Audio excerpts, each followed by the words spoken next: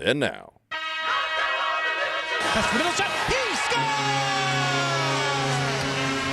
Slips it off to Wyatt Matthews. He's in! Eagles take the lead! The Philadelphia Phillies are 2008 World Champions of Baseball.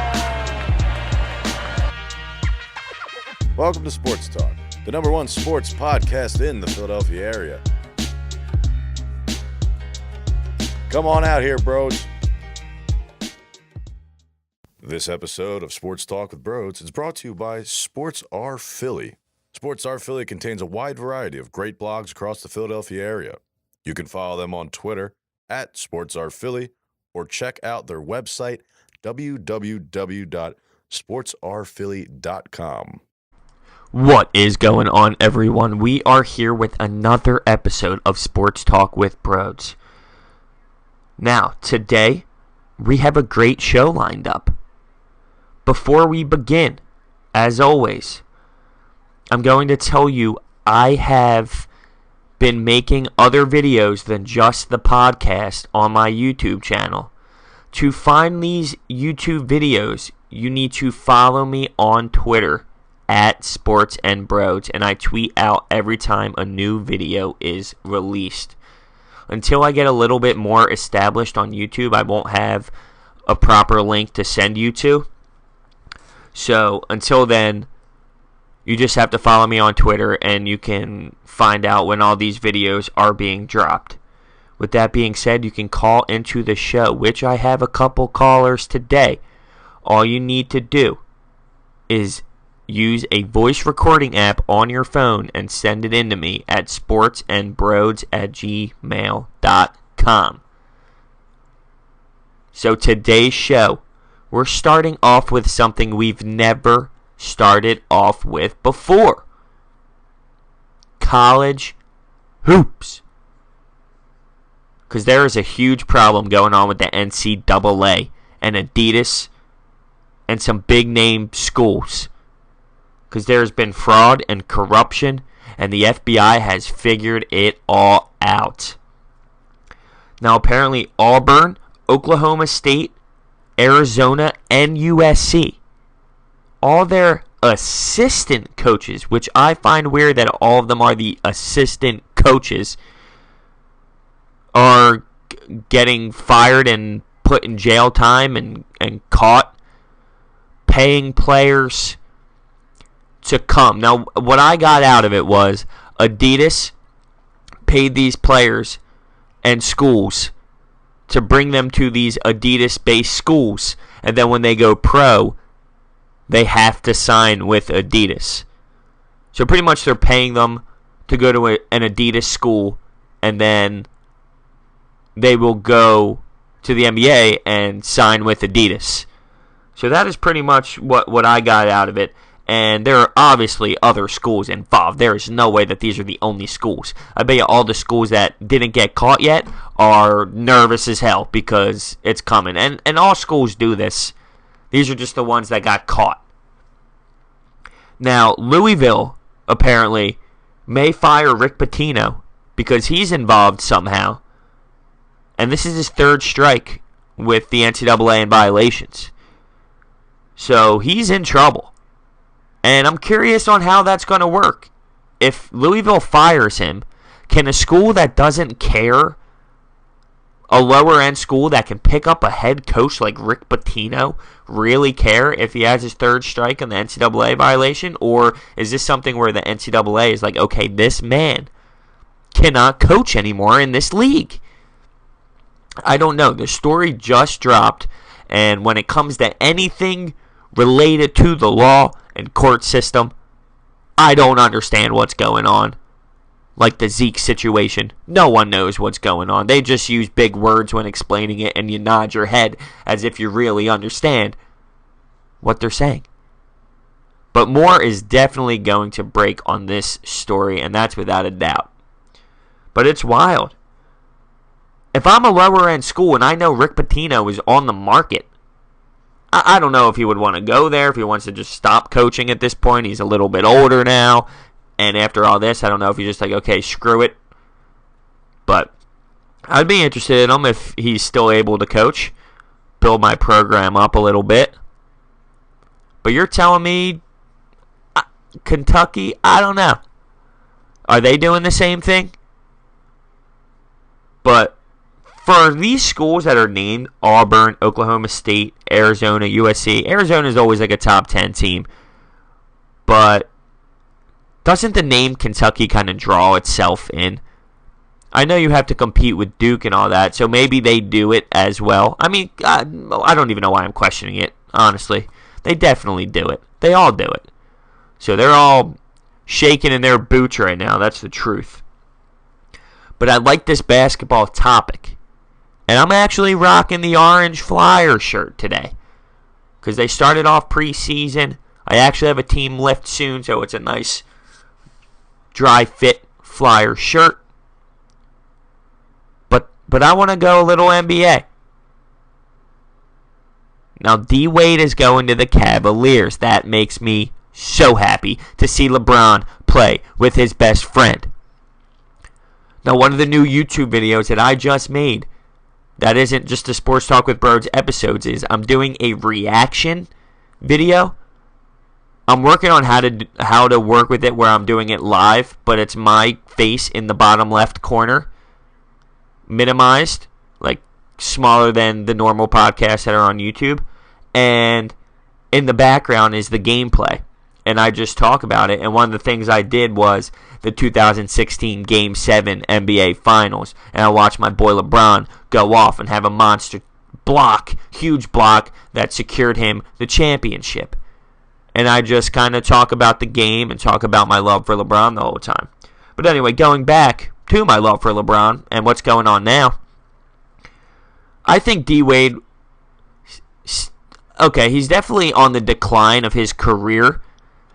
He leaves Miami, he goes to Chicago, and I just don't think that was the best fit for him. So last year seemed like a really down year, and I think people are sleeping on him. I think this is bigger than most people think, because D. Wade is going to Cleveland to win a championship with his best friend, LeBron James, who he knows, one, what it takes to be a champion, because he's done it many times, and two, what this means for LeBron and his dedication and love and hard work that it's needed to get through the Warriors. He knows the dedication LeBron has to try and beat this Warrior team, and D. Wade's right there. He wants to do the same thing. He wants to help LeBron. I think he's going to work so hard. Not that he didn't last year, but it's just a different feel. Like you're playing with your best friend, who's one of the greatest players of all time,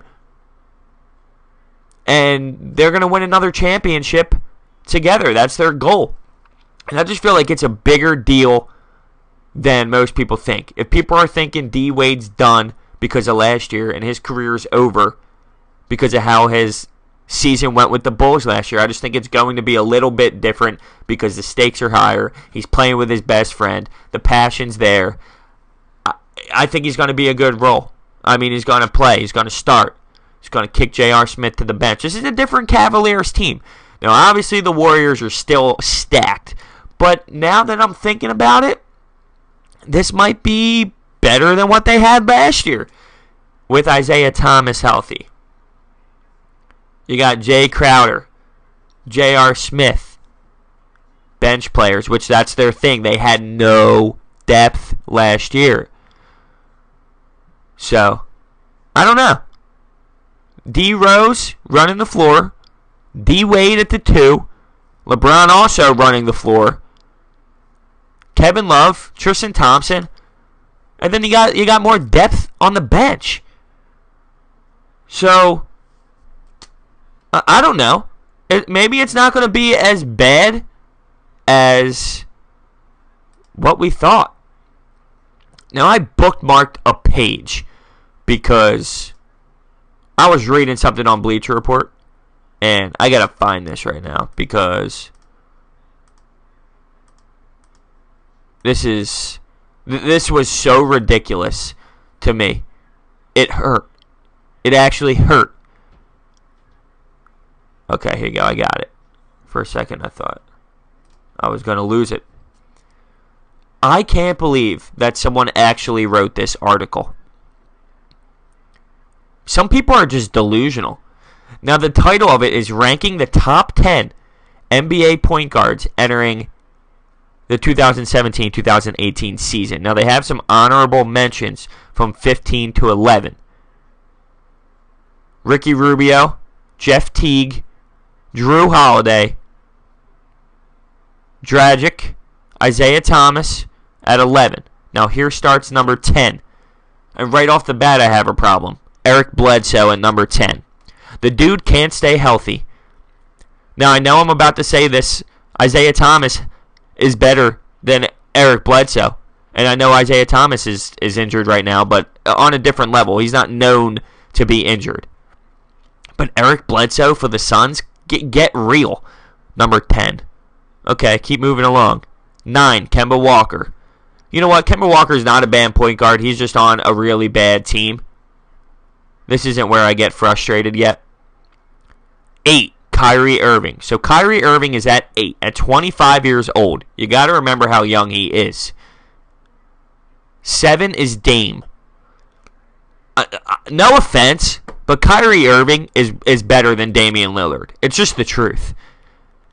His handles, his shooting, I don't know. I just don't see that one. That one was ridiculous. It gets even worse, though. Mike Conley. Now, I respect Mike Conley's game. He's ranked number 6. I respect the hell out of his game. Veteran guy, plays hard, plays with a lot of heart. 30 years old. Dude, Kyrie Irving is better than Mike Conley. And this is projected for the next season. And you're telling me a Boston Celtics team with Kyrie Irving isn't going to be better than a Portland Trailblazers squad with Dame running the point? You know what I mean, though? I just don't get it. I get he's a veteran guy. I get he works hard. But you're saying he's going to be better than Kyrie Irving? I don't know. Maybe I'm delusional. Tell me if I'm delusional. How about this, number 5, Kyle Lowry? Stop! The dude's 31 years old. He hit free agency this year, and not many people bit. I mean, people weren't stoked for him. Over Kyrie Irving? This has to be a hot take. Seriously, though. The first time I read this, I said, this is a hot take. This is people just looking for... This is someone who wrote this article looking for someone to just freak out. You know what? I guess it's working, because here I am. Number 4, John Wall. Respectable. He's actually had a great year last year, only 27. CP3. Number 3. Now, he's 32 years old. Same thing. I mean, obviously, CP3 is one of the best point guards to ever to play the game. I don't want to say that Kyrie Irving is just absolutely better than him, but at 25 and, did things in Game 7, it's different. But obviously Chris Paul is I'm not mad about it. It's not something I'd freak out about. It's not Kyle Lowry at 3. That one it makes 0 sense. They got Westbrook at 2, obviously. Steph Curry at 1. Now, at that point, I mean, it is what it is. I respect and love both of them, so I have no argument. But coming in the middle of the pack with that Kyle Lowry crap, get out of here. Hot take.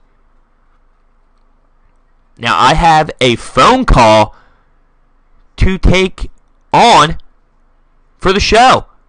Someone who said he was going to call in multiple times. Took him a few months to actually get a call in. But he did it. And I'm excited to hear what he has to say. So, Anderson, finally, you are on Sports Talk with Brodes. Hey, Brodes, it's Eric here from Southern California. So, who do you think wins Rookie of the Year? Do you think it's Lonzo Ball or Ben Simmons? Thank you for the call. Now, that's a great question, and honestly, I don't know because I feel like those two guys are going to be pretty much the running for Rookie of the Year.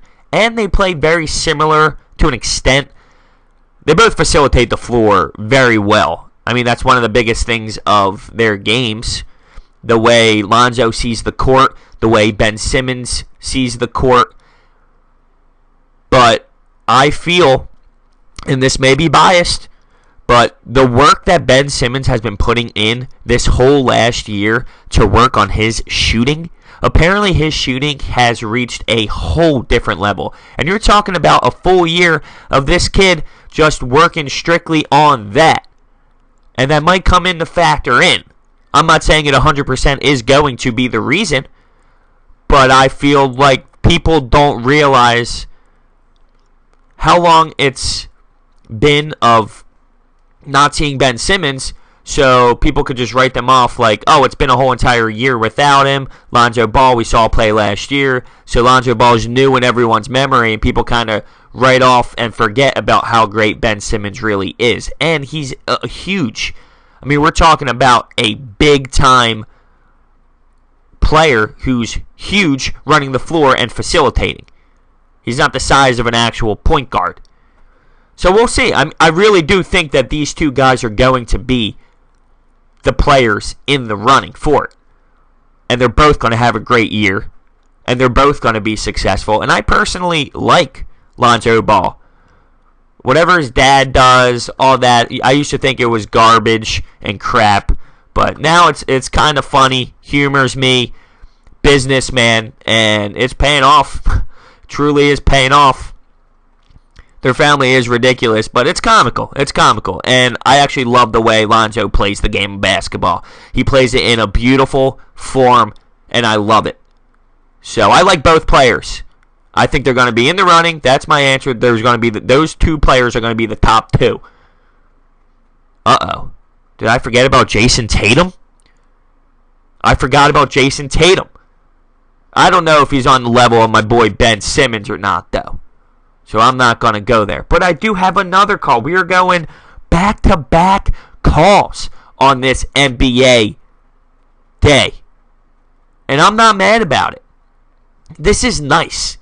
Drifting away a little bit from the football, although we do have football to talk about. But this is nice. Granted, we started off with some fraud problems with college hoops, which is my favorite type of hoops. But I just love basketball. Love basketball. Poetry. And I'll say it every time. It's poetry. But we're going to take a call from Hassett, who is a huge fan of the show, who likes to call in frequently with good questions and topics. So Hassett, you are on Sports Talk with Brodes. What's up, Brodes? It's Hass.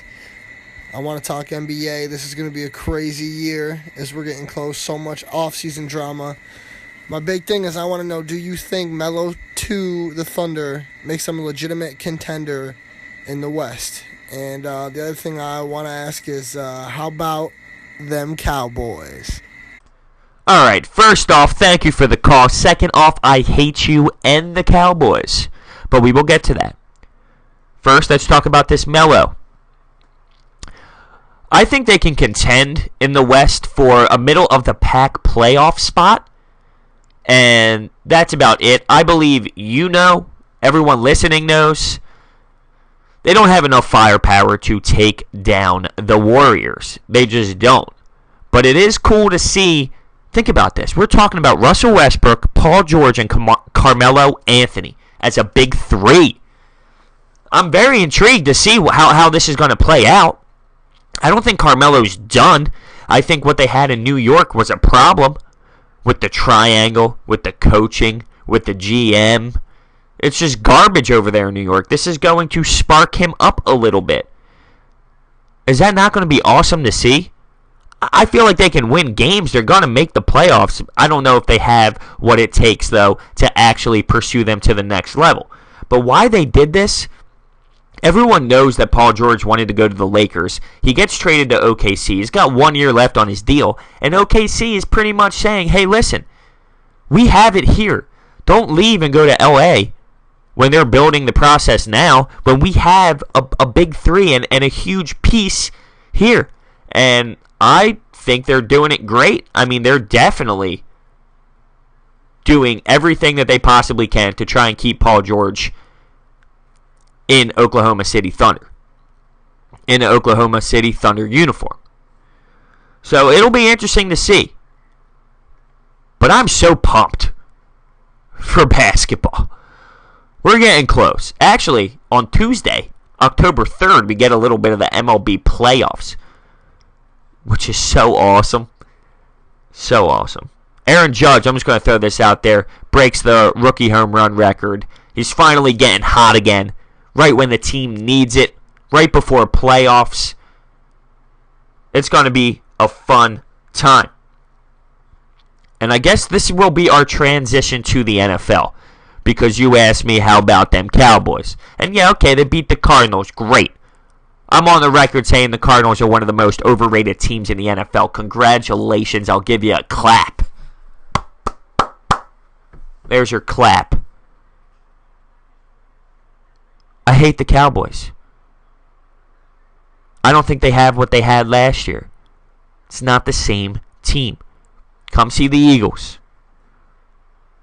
Now, speaking of the Eagles, some devastating news. Sproles breaks his wrist and tears his ACL in the same exact play. And he's been on the record saying that he might be retiring. Last year he was saying this. He's on the edge, you know. And this might be something that he looks at and says, okay, you know what? I think this might be time. Which is a shame. And how does this affect the team? It's huge.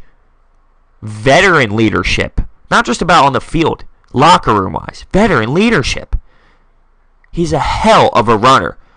I know we have LeGarrette Blount. I know we have Smallwood and Corey Clement. But you're talking about a huge piece like Darren Sproles. And it affects the running game. Absolutely affects the running game. So what time will tell what the situation is with him. And another thing on the Eagles was Wentz was mic'd up for the kick. This is all over Twitter.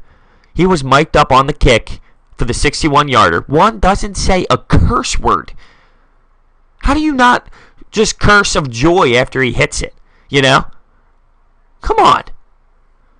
Great kid. That's all that means. Great kid. Not saying if you curse, you're a bad kid. Because God only knows what that means about me. Anyway, he said if he hits this, I'm giving him my game check. And everyone was looking at him, and he repeated it. If he hits this, I will give him my game check. That's awesome. He definitely did it. There's no doubt in my mind he did not do it. And that's a leader. The little things, just the little things, are what stand out to me that proves Carson Wentz is legit in the locker room, on the field, as a leader, and I can't wait to see how this kid is going to grow in the NFL. It's just the truth. I'm not even being biased. Everyone loves Carson Wentz.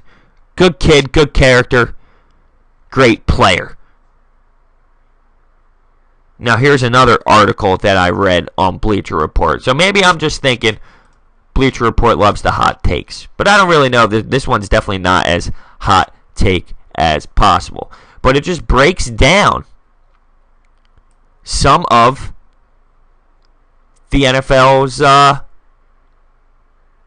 news, I would say. Some news around the NFL. There's 10 of them. The first one reads, Blake Bortles' big day, mostly due to Baltimore's brutal coverage breakdowns. So pretty much the NFL reporters are saying Baltimore was so bad it made Blake Bortles look good. And you know how I feel about Blake Bortles. He is absolutely the most overrated guy. I can't believe he's still playing. I honestly can't believe he's still a starter in Jacksonville. Their defense is truly what helps them win games with that front line. Cam Newton does not look healthy. And that's the truth. When am I going to see that 6'6" beast come back to where he was? I want to see him run the football. I want to see people try and take him down. I want to see him throw the ball down the field. I miss that. You're right, though. He does not look healthy. Despite early success, Trevor Siemian limits Broncos' ultimate ceiling. And I don't know how I feel about that. They did have a tough loss against the Bills last week after a huge W against the Dallas Cowboys. But if they're basing that off of one game, just relax.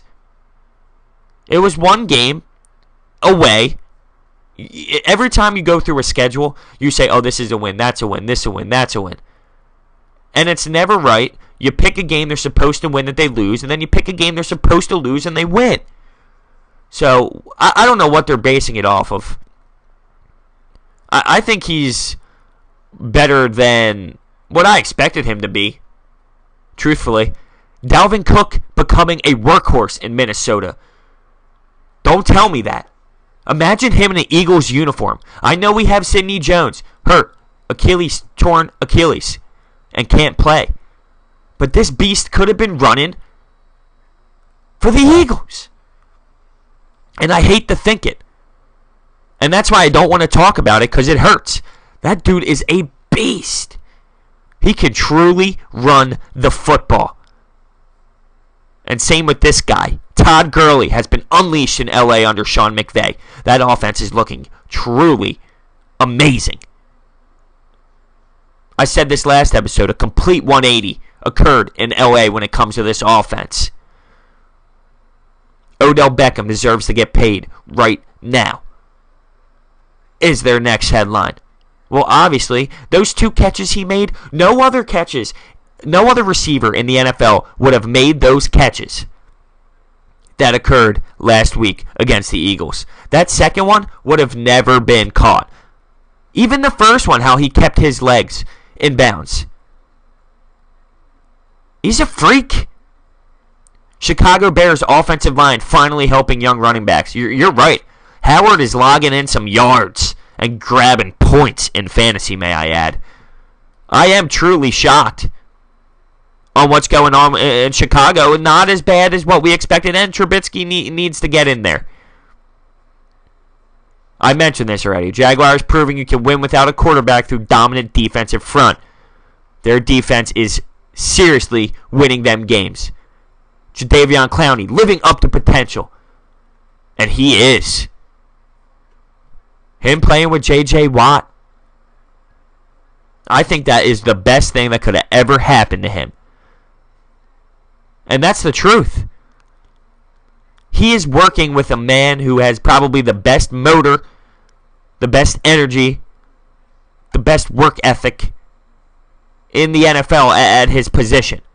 And he's just learning from him. And it's awesome. And that's what we had for the top NFL news stories on Bleacher Report. I just thought some of them were interesting. I was reading through them. I might do that more often, look through some Bleacher Report storylines and read some off. So let's check up on some NFL games for this upcoming week. I believe the Packers play the Bears Thursday night, which isn't a bad game. You don't know what's going to happen. It's not like the Packers are playing outstanding. And like I just said, the Bears' offensive line has been doing great, and their running game has done pretty well. So yeah, in Lambeau Field, you got Packers-Bears Thursday night. Sunday, 1 o'clock games. Do any stick out to me? Of course, Steelers-Ravens. Is that not one of the biggest rivalries you can get?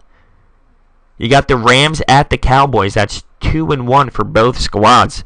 I talked about an offensive lightning strike for the Rams. Well, let's take it to the Cowboys then. Let's see how great their offense really is by taking down the boys in their barn. Vikings-Lions, 1 o'clock game. Panthers-Patriots 1 o'clock game. Both of those games, both teams are 2-1. Some good-looking 1 o'clock football games. Bengals-Browns, both 0-3, total opposite. This is the game. Browns at home. Can they do it? Can they do it? Cincinnati's only favored a field goal. Who knows? Then 4 o'clock, you got the Eagles at the Chargers, and that's a big one, boys. Chargers are 0-3 at home. The Chargers are favored 1.5. Okay. We'll see how that plays out, my friend. Another 4 o'clock game, you got the Giants and the Buccaneers. The 8:30 game, the Seahawks, Colts. And then the Monday night game, Chiefs, Redskins. It's going to be a great week of football. I'm not complaining. I'll never complain. Just got to appreciate it. Because before you know it, it's all over and you want to cry. I didn't get to college football for this upcoming week. We're 31 minutes in right now. I could attack it and make this episode a little longer, but what I think I'm going to do is save it for my next episode in a couple days. So with that being said, I'm going to end this episode. We have reached 800 downloads. I can't wait to continue to reach more. I want 1,000. Let's do it. So this is where I'm going to end it. Thank you all for listening, and I will see you next time. You can follow me on Twitter at sportsandbrodes. Do not forget that. That is huge to see my YouTube videos that I upload that are not just Sports Talk with Brodes episodes. We're doing more now. So go check it out. Make sure you follow me. Thank you very much.